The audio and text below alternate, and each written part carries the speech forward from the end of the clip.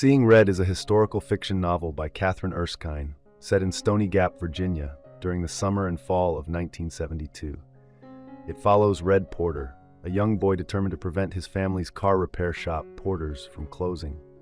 To do so, he seeks to understand why certain members of the community harbor such animosity toward his family. Along the way, Red makes his own mistakes, including joining a gang and engaging in criminal activities to achieve his goals. Over time, he learns more positive ways to deal with hardship and guilt. The novel explores themes such as domestic abuse, systemic racism, sexism, and bullying, earning numerous awards for its examination of the Deep South and its complex history. The story begins after the death of Red's father, the primary breadwinner in the family. With her partner gone, Red's mother struggles to care for him and his younger brother, Jay, suffering from chronic depression. She decides to sell their home in Virginia and move to Ohio to live with extended family. Red, however, is determined to keep the business afloat and resists her decision. In his search for advice, Red crosses paths with local gang members who convince him to join them, offering him a sense of solidarity and trust. As he delves into the community's past, Red discovers that the Dunlops, his neighbors, have a deep-seated hatred of his family, dating back to a feud between their great-great-grandfathers. Mr. Dunlop, however, goes to great lengths to prevent Red from uncovering the full story. Red's family is particularly wary of Mr. Dunlop, who is known to abuse his children. Desperate to stop his mother from selling the house, Red vandalizes the sale sign and the house itself. He continues working at Porter's, taking on a job to fix Miss Georgia's car.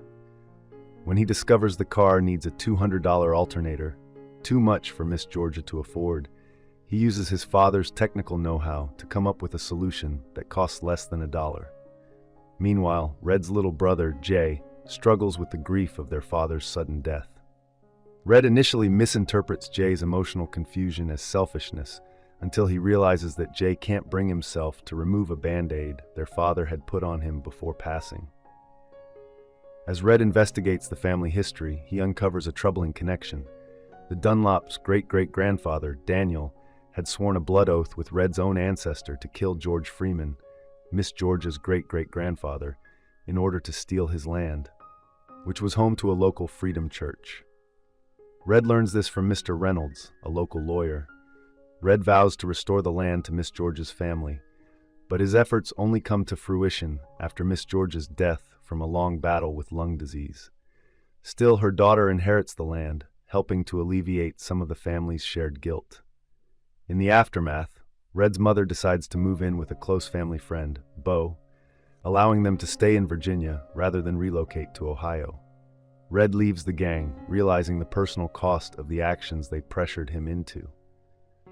Seeing Red does not suggest that individuals can fully absolve the oppressive legacies of their families, but rather emphasizes that each person has the power to make moral choices. It shows that through proactive actions, we can create a more equal and peaceful environment for everyone. I hope you enjoyed this video. Leave a like if you did, and be sure to subscribe. Thank you.